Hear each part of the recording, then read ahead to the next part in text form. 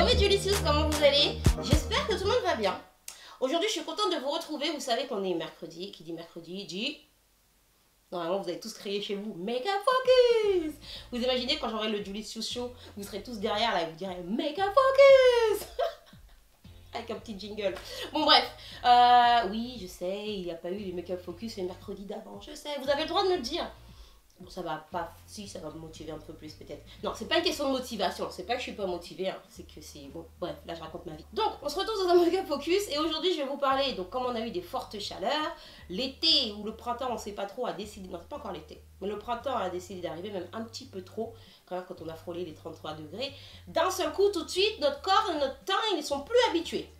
Donc forcément, revient toujours le même dilemme, mon teint, comment je fais pour que ça tienne, hein? Et donc je reviens avec vous pour vous présenter mes essentiels pour faire tenir le teint en cas de forte chaleur, et même en cas de pas forte chaleur, ça marche aussi. J'en ai mis 5 qui servent aussi bien pour au moment où vous faites votre teint qu'au moment pour vous faire une retouche en cours de journée, parce qu'il ne faut pas se mentir. Comme il fait chaud, on est transpiré, surtout si vous avez couru à gauche à droite dans les transports, machin. Vous avez chaud, vous avez sué, il faut faire une petite retouche, surtout si vous avez fait à un moment donné quelque chose comme ça, un geste comme ça, là, pour essuyer d'un coup. Donc, c'est pas. Donc, pour commencer ces essentiels, pour faire le teint, j'utilise une brume, que ce soit une brume matifiante, une brume fixante, une brume hydratante, il faut que j'ai une brume. Donc, ça, c'est avant de commencer mon teint. Ici, dans la main, j'ai la Make Up Forever, la Mix and Fix. Du coup, elle permet de tenir et de fixer le maquillage. C'est pour ça que je vous présente celle-ci, mais j'ai eu tout un tas de brumes qui servent aussi bien. Quand je dis aussi bien, c'est-à-dire qu'une brume, de manière générale, les brumes servent à vous hydrater. Vous allez faire un spray d'une solution sur le visage, ça va aider à hydrater. Attention, ça ne remplace pas votre crème hydratante. Pas du tout. Vous mettez votre crème hydratante, vous faites votre soin comme d'habitude. Après, moi, avant de commencer, avant même de mettre une base ou de mettre ma poudre matifiante, je mets, là, je spray it. Ça n'existe pas, le verre, je pipite. Voilà, c'était obligé que je le dise. Je pichite. Donc j'aime beaucoup en ce moment la Mix and Fix. J'utilise aussi la Too Good for School que je vous ai présentée dans mes favoris il y a pas longtemps. Qui est au coco et qui hydrate vraiment. Mais comme là on parle de faire tenir, c'est pour ça que je vous présente celle de Make Up Forever. Donc un petit coup de pipit partout. Ensuite, à partir de là, j'ai deux options. Soit je peux mettre une petite crème matifiante, vous savez, la crème matifiante qui est toute transparente, qui existe dans toutes les marques. Soit mettre une base matifiante, mais ça arrive, c'est celle qui arrive après, je vous en parle. Sinon, ce que j'aime bien faire, c'est venir mettre une poudre matifiante. Dans la poudre, vous allez me dire, mais Julie, la poudre, c'est pas après?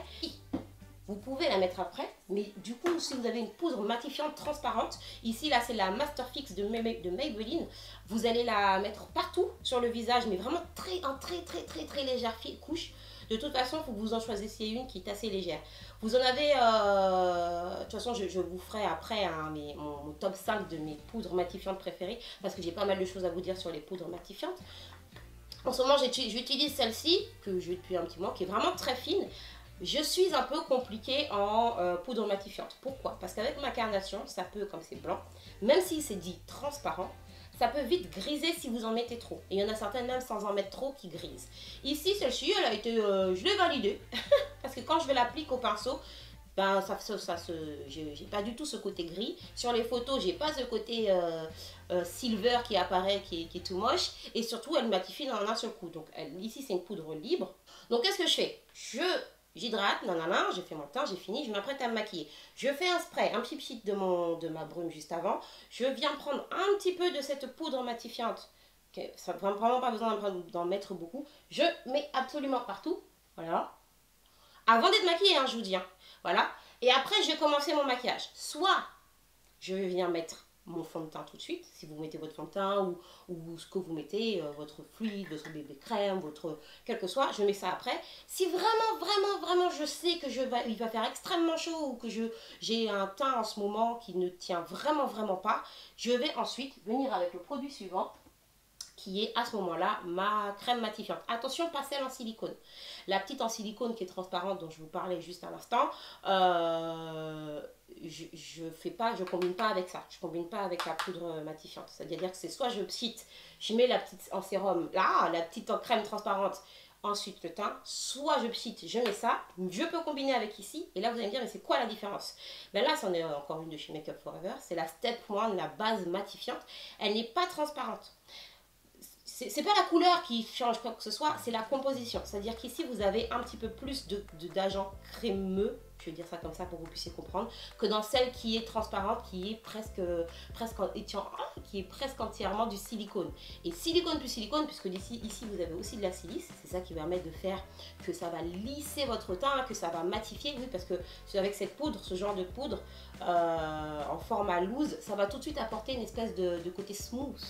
Vous pouvez voir, de toute façon, quand vous les testez en magasin, vous pouvez voir directement sur le dos de votre main que ça donne un côté tout lisse. Ça, c'est la silice ou le silicone qui sont dedans. Ça vous fait la même chose avec les petites crèmes transparentes. Donc, du coup, silicone plus silicone, c'est ce que je vous explique à chaque fois, comme dans les fonds de teint qui ont du silicone ou dans vos crèmes hydratantes. Si vous mettez trop, l'un sur l'autre, ça va pelucher et ça ne va pas le faire. Donc, je reprends ma brume Pipchit. Je mets un petit peu de poudre, vraiment un petit peu, hein. J'insiste sur le un petit peu parce qu'on va se repoudrer après. Un petit peu. Si vraiment c'est la catastrophe, encore une fois si j'avais un public, voilà. Vous venez mettre un petit peu de ça, mais vraiment un petit peu. C'est-à-dire vous prenez le produit, vous le chauffez entre les doigts et s'il le faut, vous venez le tapoter sur le bout du nez comme ça. Ici, j'allais le faire, mais moi je l'ai déjà fait. Un peu ici, un peu là, un peu là où vous pensez briller, mais vraiment très peu. J'insiste. Si jamais vous ne mettez pas l'étape poudre, testez, franchement, testez de faire ça. Testez de mettre la petite poudre juste avant. Je sais que pas beaucoup d'entre vous le font. Essayez. Et vous me donnerez vos impressions. Si jamais vous ne mettez pas celle-là, là, vous pouvez mettre un petit peu plus de la base. Quitte à la mettre avec votre pinceau, mais pas 3 kg non plus. Voilà. Donc on met son fond de teint, on met sa poudre, etc.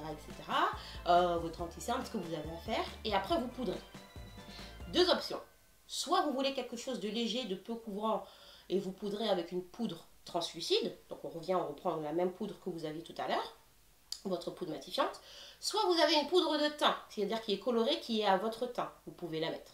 Au rayon des poudres, je ne sais plus si je vous ai fait le Make Up Focus poudre. Si je ne l'ai pas fait, je vais le faire. Au rayon des poudres, pareil, on y a à boire et à manger. Vous avez les poudres transparentes, vous avez les poudres compactes. Généralement, j'ai la question, quelle est la différence entre une poudre compacte et une poudre transparente? C'est très souvent la même chose, sauf que l'un est dans un boîte, l'une est libre, donc va donner un effet un petit peu plus naturel, un petit peu plus léger, un petit peu, et l'autre est compacté. Attention, même dans les compactés, vous avez des compressés, des compactés. Bon, le rayon poudre, on le met de côté. Je ne vais pas partir tout de suite là-dessus, sinon cette vidéo sera trop longue. Si j'ai pas fait le Make Up Focus poudre, normalement, si je l'ai fait, je vous ai déjà dit tout ça. Si je ne l'ai pas fait, je le fais et vous l'aurez un mercredi prochain. Quoi, mercredi prochain, je voulais vous faire les fonds de teint. Pourquoi mon fond de teint ne tient pas? Je verrai, mais en tout cas, c'est prévu dans les prochains. Et donc, si vous avez une poudre au fond de teint, par exemple, que vous avez mis votre fond de teint et que vous mettez une poudre au fond de teint, rien ne vous empêche à la fin de revenir mettre un petit peu de poudre transparente, translucide, à mettre par-dessus pour finaliser. Maintenant que vous avez le temps un flic, vous êtes prête à partir, vous partez, vous faites votre journée et vous commencez à transpirer. Et là, vous dites, mais comment on fait? Comment on fait pour faire une petite retouche pour que le teint ne soit pas cracra? Le plus simple, vous filez aux toilettes ou vous vous isolez dans un petit coin. Si vous avez votre brume avec vous, donc ça c'est un format qui est quand même un peu grand pour mettre dans le sac, mais vous avez des formats un peu plus petits dans d'autres marques et c'est pas obligé que ce soit la brume matifiante, ça peut vraiment être, par exemple, pareil dans les favoris, je vous ai parlé de la brume de chez Merci Andy qui est un tout petit format, que ça vous pouvez mettre dans le sac. Donc vous allez aux toilettes, un petit spray, vous prenez un mouchoir, vous essuyez pas, vous faites comme ça en fait, vous posez le mouchoir et vous tapotez, pas tapotez, vous lissez votre teint comme ça pour retirer l'excédent de brillance, de transpiration, de ce qui vous embête. Vraiment, vous tapotez. Vous pouvez faire ça avec un mouchoir, vous pouvez faire ça aussi avec des feuilles matifiantes. Vous savez, les petits papiers matifiants, vous trouvez ça un petit peu partout. Il y en a chez Sephora, j'en ai pas là pour vous montrer. Il y en a chez MAC. Vous savez, c'est un petit papier qui est un petit peu... un peu plastique, un peu élastique, et vous allez vous en servir pour taper. Et vous allez voir que le papier va devenir transparent parce qu'il aura absorbé en gros comme du papier friture en fait. Voilà ma comparaison. De toute façon, je vous montrerai. De toute façon, je vous mets en barre d'infos un lien pour vous montrer de quoi il s'agit si vous ne connaissez pas. Et dans une prochaine vidéo, je vous dirai, bon ben voilà, c'est ça. Voilà, donc vous faites ça un peu tac tac tac tac. Si votre teint, c'est-à-dire que vous avez vraiment des trous en termes de couleur, si jamais vous avez vraiment des taches comme quoi votre fond de teint il est parti et que ça se voit, là vous nous remettez un petit coup de poudre. Hein. Vous n'êtes pas obligé, alors si vous avez le temps de tout refaire, vous refaites tout, mais un petit coup de poudre de couleur, hein, pas la poudre transparente. Du coup là pour le coup, votre poudre de teint. J'essaye de bien expliquer parce que je redis des mots qui sont les mêmes, mais je ne veux pas vous perdre. Alors j'espère que vous me suivez jusque là. Vous pouvez aussi prendre votre anti-cerne, hop, hop, hop, hop, hop, hop, hop, hop, hop, hop. Vous corrigez là où vous avez besoin de corriger et on repoudre. L'important dans tous les cas est de repoudrer pour refixer, rematifier. La poudre, faites attention. Les poudres, toutes, pour rematifier et à nouveau avoir le teint en fixe. Et dernière indispensable, si jamais vous ne voulez pas vous balader avec tout votre poudrier, toute votre trousse de maquillage, au lieu d'avoir une poudre de teint, vous pouvez avoir une poudre de retouche. Donc là, ce que j'ai dans la main, c'est la Blot de chez MAC. C'est une poudre de retouche qui a une carnation comme ça. Donc vous avez, en fonction de votre type de peau, elle est quand même transparente. Pas aussi transparente que la Master Fix que je vous ai montré juste là. Elle n'est pas aussi transparente, mais elle va vous apporter, en gros, couvrir là où vous auriez des pertes de pigments, tout en apportant de la matité sans rajouter trop de matière. Vous m'avez suivi?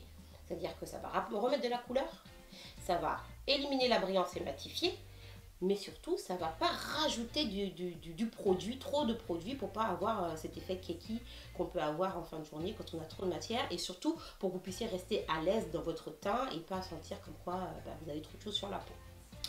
Voilà. Et là, normalement, vous repartez, vous remettez une petite touche de rouge à lèvres. Si jamais vous voulez une petite touche de blush, si vous n'avez pas votre blush, vous prenez votre rouge à lèvres et vous en mettez un petit peu sur les joues et vous êtes à nouveau fraîche. Donc, je récapépète. Pour faire tenir son teint le plus longtemps possible. 1. On se lave le visage, on s'hydrate correctement avec le soin adapté au type de peau et aux besoins de la peau sur le moment T. Voilà, on est d'accord. On commence à se maquiller, on se met du spray. Hop, hop. Partout sur le visage. Le spray, vous choisissez en fonction des propriétés que vous voulez. Hein, que ce soit fixante, matifiante, hydratante. Des fois, vous avez un combiné de tout. Je vous ferai aussi mon top 5 de brun préférés. Ça va venir. Voilà. Ensuite, petite astuce de Juju. Vous mettez un petit coup de poudre matifiante transparente au pinceau. Hein. C'est bien un pinceau bien large comme celui-là. Ici, c'est le pinceau 500. Pas un pinceau buffer, parce que sinon, ça va trop vous plaquer. Vraiment un pinceau qui soit assez souple au niveau des poils. Un pinceau poudre. Hein. Je vous fais confiance là-dessus. Vous mettez, ou sinon, si vous ne faites pas ça, votre crème matifiante. Voilà, ici la Make Up Forever, que vous mettez partout. Vous mettez votre fond de teint, votre anti-cerne, nanana. Votre poudre, là vous choisissez si vous ne mettez que votre poudre matifiante. Ou si vous mettez une poudre de teint et ensuite votre poudre matifiante. Ok, la journée passe et on se retouche en remettant un petit peu de bain. Avec le spray, on enlève l'excédent. On se remet un petit peu de poudre, celle-ci la transparente, ou la poudre de retouche. Voilà. Est-ce que c'est clair? Si c'est pas clair, redites-moi dans les commentaires et je vous reprendrai avec plaisir. Bon ben voilà, j'espère que ce petit make-up focus pourra vous aider pour les prochains pics de chaleur. Hein. N'hésitez pas à me dire sur la technique de la poudre juste avant le fond de teint. Si vous aimez, si ça vous sert, si vous trouvez efficace. Et puis on se retrouve très bientôt pour une prochaine vidéo, mes Julie Chous. Je vous fais des très gros bisous, prenez soin de vous. Ciao, ciao.